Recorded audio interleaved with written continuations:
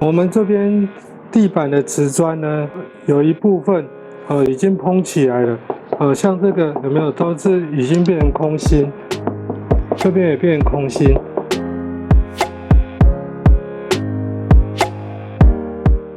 各位朋友，大家好。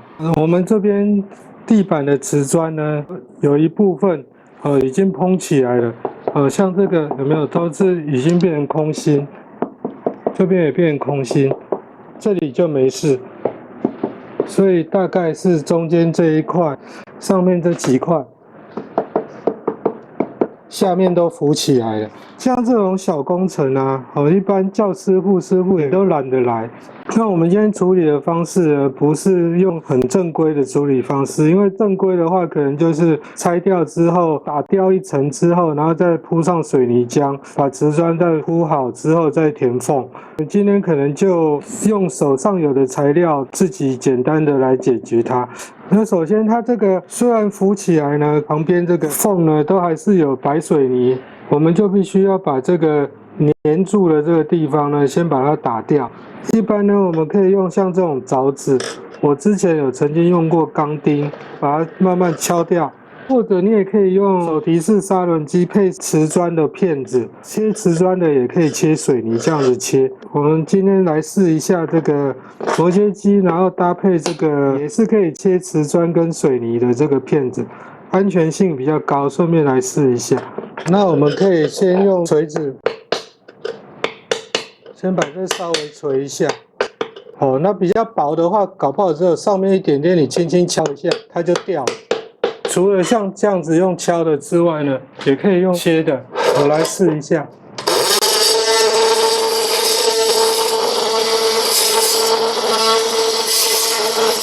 效率当然比手提式砂轮机来的差啦。操作的时候呢，还是要非常注意。假如你没有备用的瓷砖的话，好像这一块它就已经裂开了，本来就已经有裂了，所以拆了之后它就整个就破开了。跟各位朋友分享一下拆瓷砖的方法。假设你是要拆这9块瓷砖，1、2、3，然后1、2、3，假设要拆这9块瓷砖。如果它已经蓬得很厉害的话，而且它每一块瓷砖都完全是浮起来，都是没有粘在地上的。其实你只需要打掉一条边或是一条这个填缝呢，它有时候它都会松开，因为中间这个填缝呢，有很多它都没有很扎实，也就是填表面一点点而已，没有填得很厚。我们不需要打这中间的紧致，我们只需要打这个框，四周的框这个边缘把它打掉，然后让它有活动的空间的时候，它这些瓷砖呢，它也一样都可以散开来。那万一你的瓷砖呢有那一种一半还粘住，然后一半浮起来，那如果有这种状况的话，你可以用喷灯对着你要拆除的这个瓷砖热风枪也可以，可能喷灯的效率会比较快一点。那这是拆除的方式你看像我这个切开之后，它就会分离，它就会松开，你看它这个水泥它还粘在这个上面。我使用了一下这个磨切机。这个磨切机就是之前也有开箱介绍过的 DTM52这个无刷的这一支。它这个磨切机呢，它的震动是这样子在震动的，也就是对着前方有一个摆动幅度，好像是3度还是5度。如果你的刀片是直的往前90度的时候，它这样的效率是最好的。那如果是拿这样子斜的话，我建议尽量大于45度，45度以内，这个效率都是不好的。你要尽量45度往上，比如说45度、50度，差不多60度的时候，效率会明显的比这样子45度好的很多。都拆完之后呢，因为这个面有可能有的地方还会高低不平。之前呢，曾经也是有一个地方也是几块瓷砖。然后找师傅呢，师傅就跟我讲说你就用矽利康粘一下好了。我这个底面也是用矽利康粘，然后中间的填缝我也是用矽利康，灰色矽利康，那填起来可能就会比较接近这个原本的水泥填缝的那个颜色。差不多也过了10年多一些吧，也没有怎么样，也没发生什么事。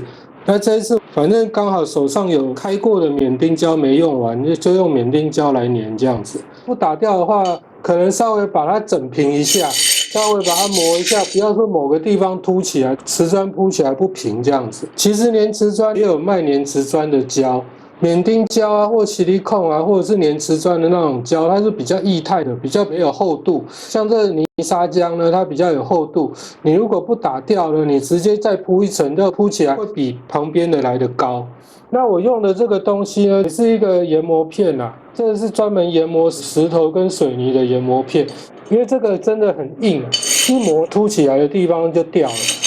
另外的话，就是像这个拆下来的瓷砖，会有一些水泥沙浆粘在这个上面，一样可以用这个东西来把它搓一搓，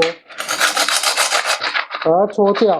它如果搓不掉的话，你可以用铁钉加铁锤轻轻敲一下，它就会掉落。放回去的时候，你可能不会对到原本的位置，它可能就会一个角落这样子翘翘的，你看不平。拆下来的瓷砖这个边上还有一些填缝的那个水泥粘在这个上面，一般用手就可以掰下来，要把它清理干净，然后我们等一下再来粘。除了底面这边呢，我们要稍微把它整平之外，边缘全部都是要平整的，不能有凸出来的。那如果你是用切的话，就比较不会有那种问题。如果你的瓷砖呢拆下来还要再使用的话，建议各位拆下来之前，先在这个上面做记号。拆下来之后，就是照着原本的位置放回去，照原本放回去，比较不会有像这样造的问题。我们这边发现它这个地面呢，中间这边凸起来的蛮厉害的。像我这个用尺这样子量，中间高，两边低。这样子如果再直接把瓷砖粘回去的话，应该也是中间这一块会比较凸。你看，像这个地方凸的还蛮厉害的。所以我们现在要稍微把这个整理一下，打算是想要用研磨石材瓷砖的，搭配这个防尘罩。这是4英寸、5英寸都可以用的防尘罩，因为一磨这个水泥一定到处都是灰。之前我有开箱过这个防尘罩，今天可以顺便来试一下，看看它的效果怎么样。我一样有接了吸尘机。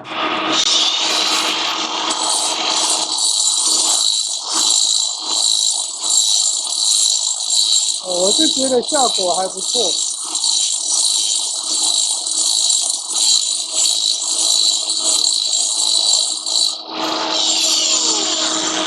我是觉得效果还不错，起码不会那个飞的到处都是。如果有人像我这样子不是专业的哈，然后又怕说间距啊抓不准，可以先试着把这个瓷砖排列一下，就把这个钉子呢塞在这个缝里面。我是一个地方上塞2根，然后都顶住，然后这边塞下去，差不多，所以你就挑这一个尺寸。等一下我们粘的时候就是顶着这个钉子。这样子间距就会抓得比较准，不会说啊有的宽有的窄，或者对不齐之类的。好，那我们现在就来给这个瓷砖放一下胶。我们今天使用的这个是免丁胶，我是觉得说胶是要上稍微有一点厚度。如果说你的地面不是很平整的话，有厚度的话，你可以把它挤压下去。如果太薄的话，瓷砖又是凹陷下去的话，你还是得把它拿起来，再把胶补厚一点。那因为这个是地面，所以我们中间呢还是给它稍微填的稍微比较密一点。那好了之后，我们就直接放在这里。好，可以准备2根铁钉，然后把它顶住，然后下边对齐，上边对齐，位置应该就不会跑掉。铁钉呢会倒掉的话，你可以稍微把它钉一下，捶一下，让它站在地面上，这样就好。这样子间距的话就会比较整齐。连接的地方看看它有没有高低不平，或者我们也可以拿一条那个直的那个木棍，从左边跨到右边，稍微试一下，看它瓷砖是不是有平。这里好像比较凸，那我们这里就稍微用点力把它压一下，就是把那个胶挤扁一点。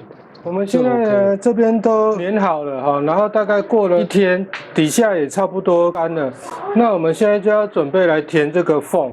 今天我要用灰色中性的矽利康，因为这个缝的缝隙比较小，我们可以把注胶的这个嘴呢把它压扁一点，尽量能够塞在缝里。那我们现在缝就都填完了，基本上这样子就完成了。再分享一下。